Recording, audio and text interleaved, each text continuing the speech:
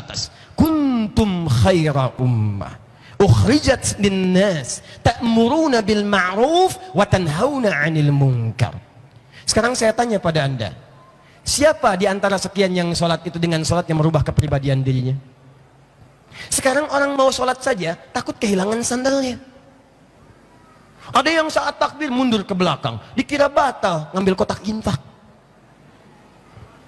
Ada yang bahkan unik luar biasa, sholat membuat kita tercegah dari kemungkaran. Berselisih itu mungkar. Ada orang mengerjakan sholat malah sibuk berselisih, gara-gara safnya kurang lurus, ribut. Ada satu kunut satu enggak, ribut. Bahkan masjidnya ditinggalkan, yang satu bismillah jahar, satu sir, ribut. Sholat itu menghentikan keributan. Jadi kalau ada orang ikut sholat kemudian ribut, ada yang salah dalam sholatnya. Salat itu menghadirkan ketertiban. Jadi kalau hari sholat datang ke pengajian pasti tertib. Kalau pulang tidak teratur, datang melanggar aturan, ada yang salah dalam sholatnya. Katanya ke pengajian tapi kebut-kebutan, lampu merah diterobos. Polisi menunaikan tugas, berhenti. STNK ada Pak, SIM lengkap. Mau kemana? Pengajian.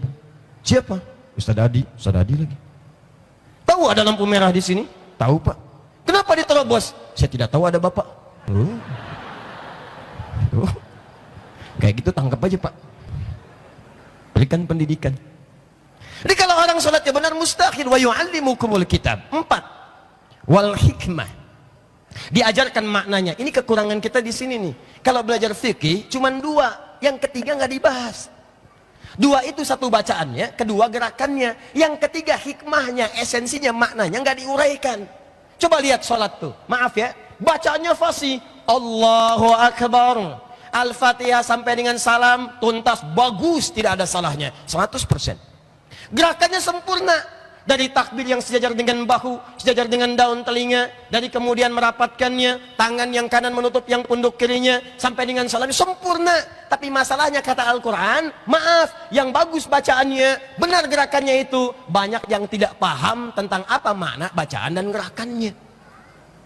Saya tanya pada Anda, jujur aja masing-masing, dari sekian sholat yang ditunaikan sampai detik ini, berapa persen bacaan sholat yang dipahami? Ayo. Berapa persen gerakan sholat yang dimaknai? Jangan-jangan selama ini ruku nggak ngerti yang dibaca, sujud nggak paham yang diungkapkan, duduk di antara 2 sujud minta permintaan tapi nggak ngerti yang dibaca. Bagaimana sholatnya bisa khusyuk? Rabbighfirli warhamni wajburni warfa'ni warzuqni minta rizki. Udah minta tuh isya aja 4 kali. Begitu selesai minta lagi, ya Allah berikan aku rizki. Yang tadi apa? Yang tadi warzuqni. Coba kita lihat, padahal Nabi menerangkan nih, berdiri maknanya ini. Kenapa kakinya cuma selebar bahu, tidak terlampau lebar, tidak terlampau padat, ini maknanya begini. Kenapa tangannya mengangkat begini, ini maknanya begini. Ditulis oleh para ulama, kemudian kitab-kitab setelahnya. Ada asrarus shalah, ada nazarat fi ma'anis shalah, dijelaskan maknanya, ada. Kita nggak tuntas sampai situ. Dan yang kelima, wa yu'allimukum ma lam takunu ta'lamun, mengajarkan kepada kita apa yang belum kita ketahui. Nah, pengajaran Nabi ini secara singkat diterangkan oleh Nabi secara menyeluruh. Begini, bacaan sholat, gerakan sholat, saya ambil contoh sholat saja tuh. Kerjakan begini, akhiri seperti ini. Nah, semua petunjuk Nabi yang diajarkan pada para sahabat itu, oleh sahabat diteruskan pada generasi setelahnya disebut dengan tabi'in.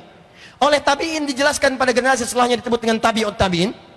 Sampai ke kita sekarang, itu jalannya, lihat jalannya yang jelas dari Nabi, jalurnya ke sahabat, ke tabi'in, tabi'ut tabi'in, sampai ke kita. Jalan yang jelas ini dalam bahasa Arab disebut dengan manhaj, at-tariqul wadih, silsilah runtutan sumber pengajaran dari Nabi sampai dengan ke kita. Ini loh semua tuntunan ajarannya.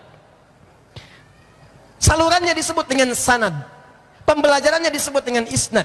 Imam Muslim dalam kitab Sahih Muslim jilid yang pertama halaman 119, posisi paling kiri sebelah atas di kitabnya, membuat bab yang pertama, babul isnad minad-din. Bab belajar agama dengan susunan riwayat sampai ke Nabi, itu yang akan menentukan benar tidaknya ibadah seseorang dan agama seseorang. Nah, semua kumpulan ajaran Nabi itu disebut dengan manhaj namanya. Bacaan sholat, gerakan sholat, cara umrah, cara tawaf, cara sa'i, cara tahallul, sampai semuanya disebut dengan apa namanya? Manhaj.